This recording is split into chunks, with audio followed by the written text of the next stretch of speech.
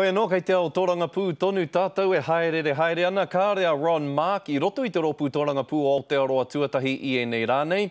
Engari, e whakapono ana ia ka hoki atu anō tēnei rōpū o Winston Peters ki roto I te whare pāremata. Heoi he ai ki ngā mātanga tōranga pū, kua peto te ngoi o Winston Peters, e kore rawa atu aia me tōna rōpū e uru atu anō ki te whare pāremata.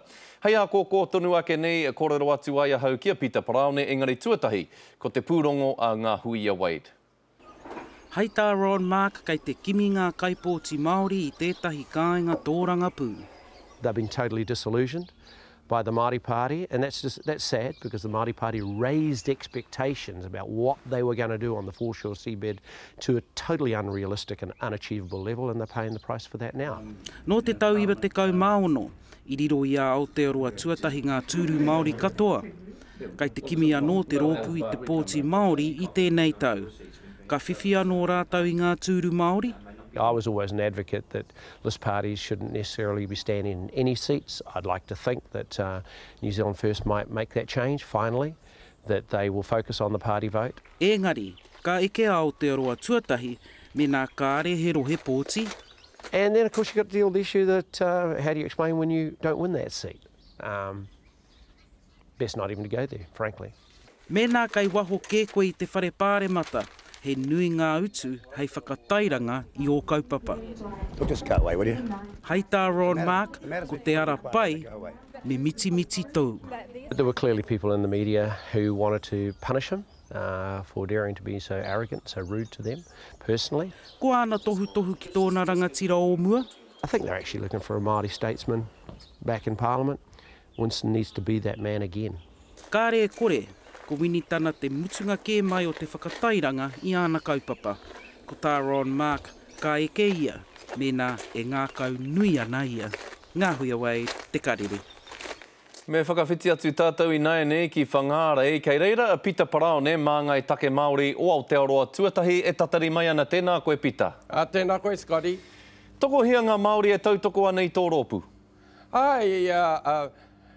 Mena he tikana ngā kororo I kororo hia mai ngā hunga Māori I te wā I hiko e haere ia mātu I te mato te whenua e hihena ia rātou kia whakahokia mai a Aotearoa tūtahi I roto te whare pāremata ki reira te nuinga I roto o mātou whakaro te tautoko mō Aotearoa tūtahi. Tuatu tēnā, mena ka hoki mahara ia tātou ki te kōhiringa pōti mutunga, tata ke te iwa, e hara te iwa, ono pai heneti o I roto I ngā rohe pōti Māori I tūkahana ki te tautoko mai I a mātou o Aotearoa tūtahi.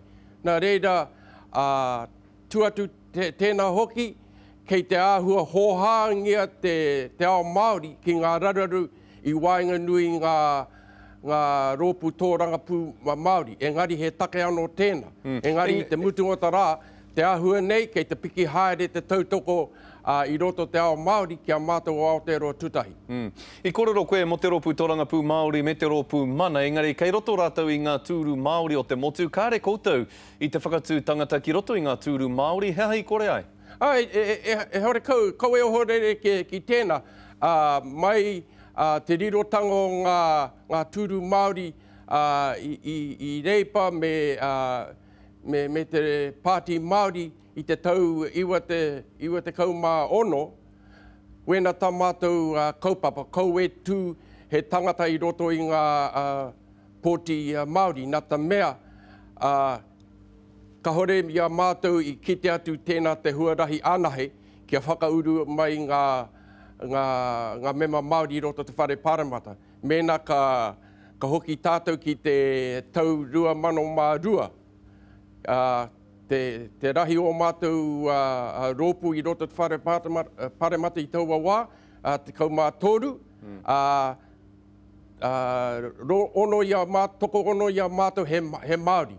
Tuatu tēnā I te tau 2005, toko rima ia mātou I reira, toko toru ia mātou he Māori. Nā reira, ki roto tō mātou whakaro, ko te I raro te kaupapa MMP, wena te huarahi ki tatu i a tātou ta maha o ngā mema Māori. Kei te tautoko koutou i te MMP, te tikanga whirirua nera.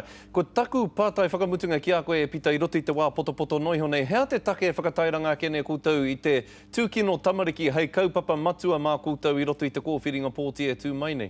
O nā ta mea he take nui tēnā. Hore kau ia mātou he hakarongia he take Māori tēnei. Engari, ta mātou kitenga o ngā ture pāna ki ngā mahi pēnei.